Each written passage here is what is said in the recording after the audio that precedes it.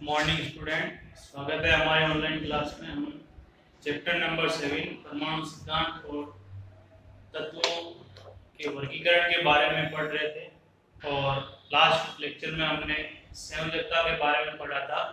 आज हम जो है उससे आगे परमाणु आकार के बारे में पढ़ेंगे। परमाणु आकार का मतलब यह है कि परमाणु के नाभिक से लेकर के उसका जो बाह्य कोश है उसके बीच की दूरी, यानी ये नाभिक है और ये बाह्य कोश है, तो उसकी बीच की दूरी से परमाणु आकार का पता लगाया जाता है। परमाणु जो है अत्यंत सूक्ष्म होते हैं, ये अकेले स्वतंत्र नहीं होते हैं, या तो ये अणुओं के रूप में होते हैं या परमाणु के समूह के रूप में पाए जाते हैं। अलग से एक स्वतंत्र परमाणु का मिलना मुश्किल होता है, इसलिए परमाणु आकार पता करना थोड़ा मुश्किल है। परमाणु आकार का जो है ज्ञात करना परमाणु त्रिज्या से पता लगाया जाता है। ये त्रिज्या दो प्रकार की है, एक तो है सहसंयोजक त्रिज्या और एक है वान डेर वाल्स त्रिज्या। सहसंयोजक और वान डेर वाल्स त्रिज्या।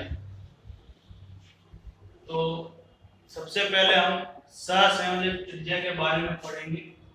सहसंयोजक त्रिज्या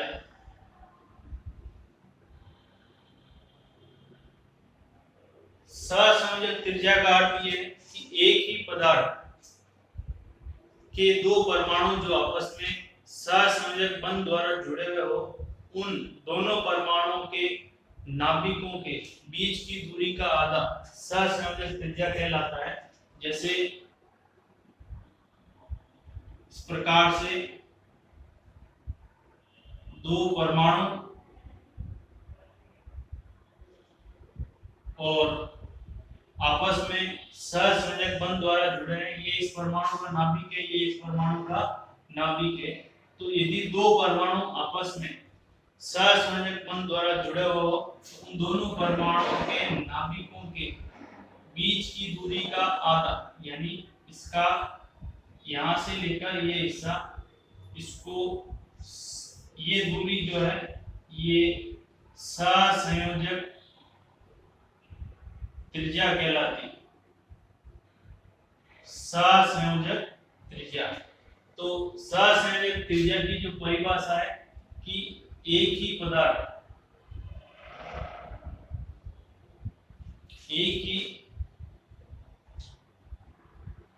पदार्थ के दो परमाणु के दो समान परमाणु सहसंयोजक बंध द्वारा जुड़े हो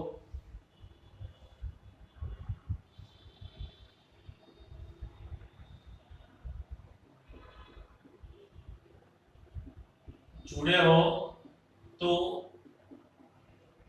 उनके नाभिकों के बीच की दूरी का आधा,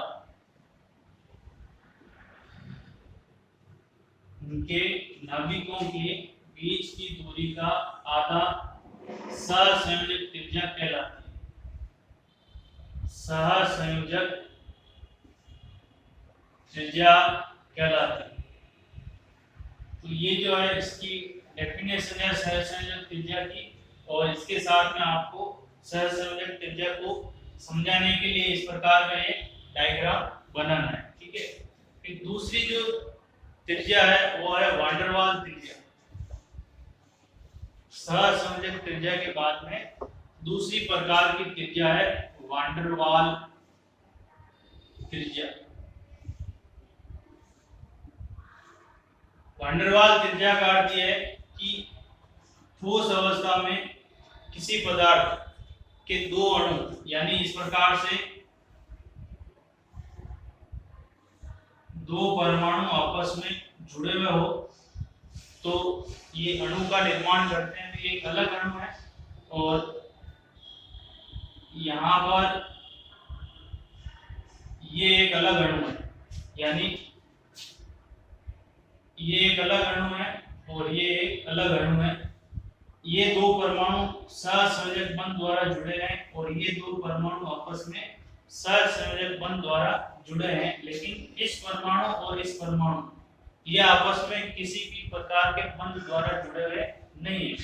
तो वैन डेर वाल्स त्रिज्या का अर्थ ये है कि दो अनाबंधित अणुओं के परमाणु, यानी इस अणु का ये परमाणु और इस अणु का ये परमाणु, इनके बीच की दूरी का आधा, यानी इनके नाभिकों के बीच की दूरी का आधा, यानी यहां से लेकर यहां तक, ये जो है ये वैन डेर वाल्स त्रिज्या कहलाएगी। ठीक है, तो हम यहाँ पर देखेंगे कि ये जो है यहाँ पर ये सहसंयोजक त्रिज्या थी और ये वैन डेर वाल्स त्रिज्या है। तो यहाँ पर देखेंगे कि वैन डेर वाल्स त्रिज्या का मान सहसंयोजक त्रिज्या से अधिक होता है। ठीक है, तो वैन डेर वाल्स त्रिज्या की जो परिभाषा ये है कि ठोस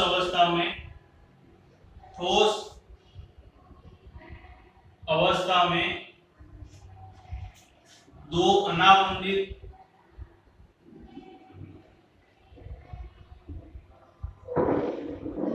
अणुओं के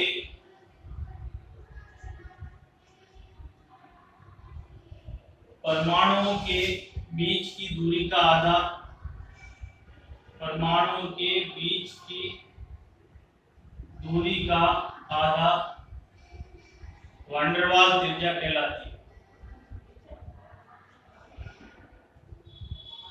वैन डेर वाल्स त्रिज्या कहलाती है।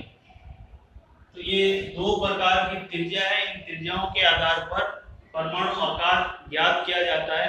हम देखते हैं कि एक ही वर्ग में ऊपर से नीचे जाने पर हर बार एक नया कोष जुड़ता है। तो जैसे जैसे नया कोष जुड़ेगा तो त्रिज्या बढ़ेगी और त्रिज्या बढ़ने से परमाणु आकार में वृद्धि होती है। तो आवर्त सारणी में हम देखेंगे कि वर्ग में ऊपर से नीचे जाने पर हर बार एक नया कोष जुड़ता है, जिसके कारण परमाणु आकार में वृद्धि होती है। और आवर्त में बाएं से दाएं जाने पर इलेक्ट्रॉन जो है उसी कोष में बढ़ते जाते हैं, कोई नया कोष नहीं जुड़ता है और साथ साथ में प्रभावी नाभिक के आवेश में वृद्धि होती है। इस कारण से एक ही आवर्त में बाएं से दाएं जाने पर परमाणु आकार में कमी आती है। फिर इसके बाद में अगला जो है धात्विक और अधात्विक गुण। धात्विक व अधात्विक गुण।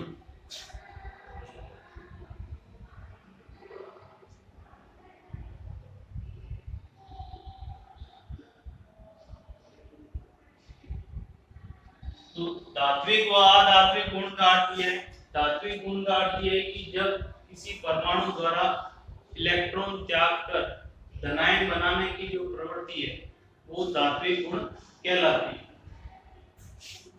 किसी परमाणु द्वारा इलेक्ट्रॉन त्याग कर धनायन बनाने की प्रवृत्ति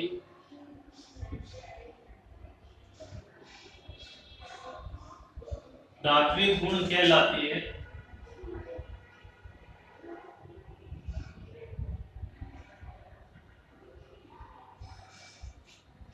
धात्विक गुणों में आवर्त सारणी के अंदर वर्ग संख्या 1 जो के तत्व सबसे अधिक धात्विक गुण दर्शाते हैं।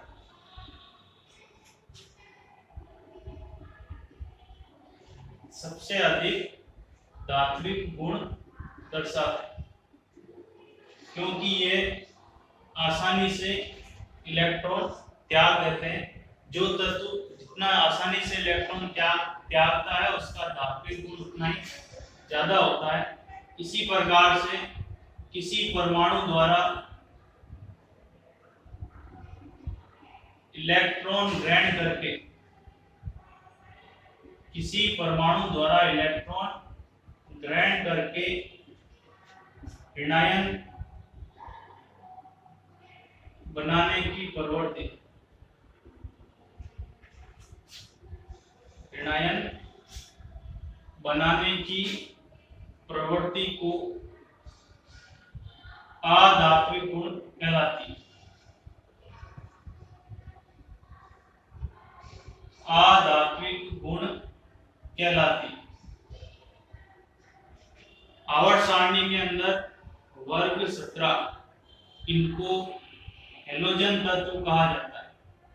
हेलोजन तत्व ये सर्वाधिक अधात्विक गुण रखते हैं। सर्वाधिक अधात्विक गुण दर्शाते हैं वर्ग संख्या 17 के तत्व। तो धातु उसे कहा जाएगा जो आसानी से इलेक्ट्रॉन त्याग कर धनायन बना सकेगा, उसको धातु कहा जाता है। और जो आसानी से इलेक्ट्रॉन ग्रहण करके ऋणायन बनाता है उसको अधातु कहा जाता है।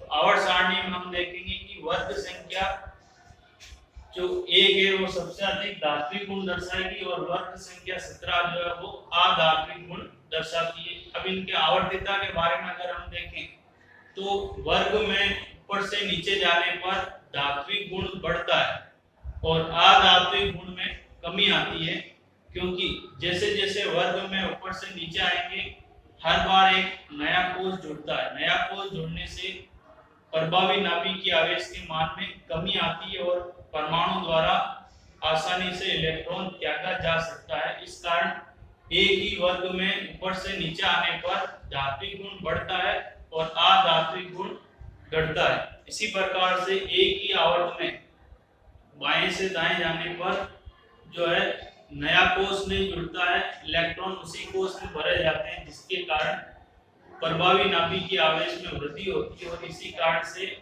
आवर्त में बाएं से दाएं जाने पर धात्विक गुण में कमी आती है और अधात्विक गुण में वृद्धि होती है। तो ये जो है आपको धात्विक और अधात्विक गुण, और इसमें आपको साथ में वर्ग और आवर्त में दोनों में क्या परिवर्तन होता है वो आपको बताना है। ठीक है, तो इसी के साथ ये जो हमारा जो 7वां चैप्टर है ये कंप्लीट होता है।